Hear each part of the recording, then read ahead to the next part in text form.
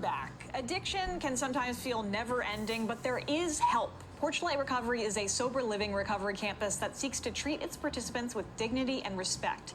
Here with more Executive Director Vincent Palazzotto. Thanks so much for joining us again. Thank you for having me. Absolutely. So I wanted to talk, say someone enters into Porchlight Recovery. What's like the onboarding process if somebody wants to join? Yeah, so I mean, the first thing is really just qualifying them and making sure that this is the right fit. We never want to put somebody into a space where, you know, they're stressed even more than whatever environment they're coming out of. But once they do decide on Porchlight Recovery, what we do is we pair them with an individual mentor that's in the home that they're residing in, as well as connecting them into different resources, whether it be some counseling, individualized outpatient therapy, anything that it is that we can do to support them along their journey of recovery. And then the other piece of that is really just working with them on what their goals are. It all starts with the individual, and everything that we're doing, again, points to recovery, but starts with the individual goals. Right. That makes total sense, and it sounds like there's a lot of personal support as people get started, which I imagine is super helpful. You know, it's needed. It's needed, it's required. You know, there's a lot of sober living communities out there that are self-governed, and we really thought when we developed this campus, we really wanted to have a professional there to guide our clients in the recovery journey. Absolutely. And Porchlight's in historic Lancaster. What are some activities that you provide kind of in Porchlight and outside of it?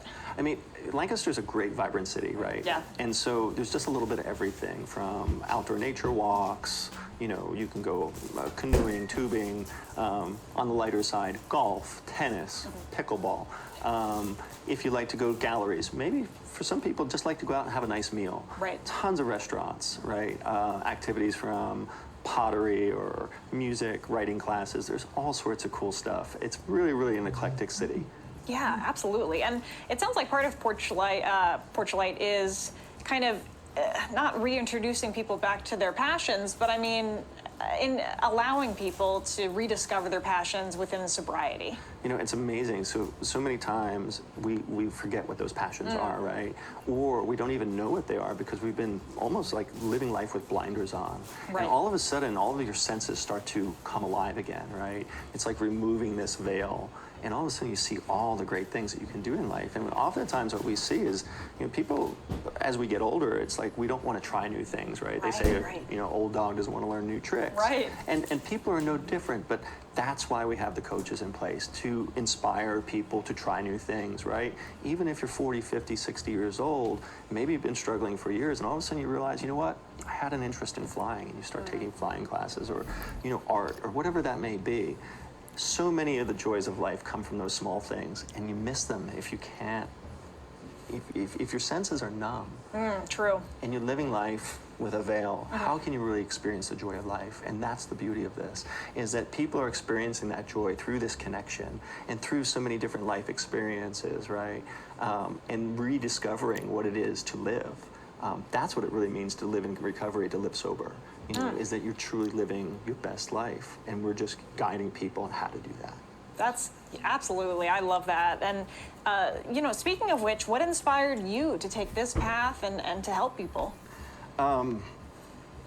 That's a great question. And you know, a few years ago, I moved out to Colorado about 25 years ago with a cousin of mine who had served in the Army. And when he had come back, he developed just a really bad alcohol problem. And unfortunately, a few years ago, I came down and he had passed. You know, he was just passed on the couch there. And since then, I've also lost 4 friends to suicide. And whether it be mental health, you know, combination of really mental health and a substance use disorder.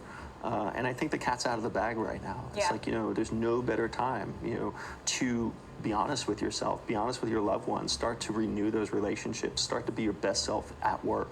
You know, like if I had one of my employees come to me and was like, listen, you know, I need help, I would just want to help them. And seriously, when I saw my friends and my cousin, who I loved, I didn't know how to help them. I really just didn't know how.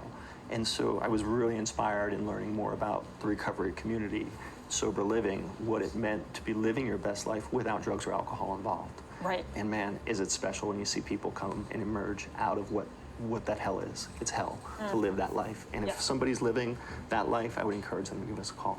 Talk, ask the questions. Right. We're here. Well, you're doing incredible things, and I thank you for that. And if people do want to find out more, where should they go? www.porchlightrecovery.com. Our number's right on the site. I would just encourage people to reach out. You know, if you're thinking about it, oftentimes I think people are on the fence, right? And they wait and they wait. Don't wait. Just give us a call. Ask the questions. We're here. So We're true. here to help. It's that easy. It's that easy. Yeah. It's really that easy. You know, put your pride aside and just give us a call. Exactly. Well, thank you so much again for coming on the show. Always great to talk with you. Thank you so much for having me. It's a pleasure.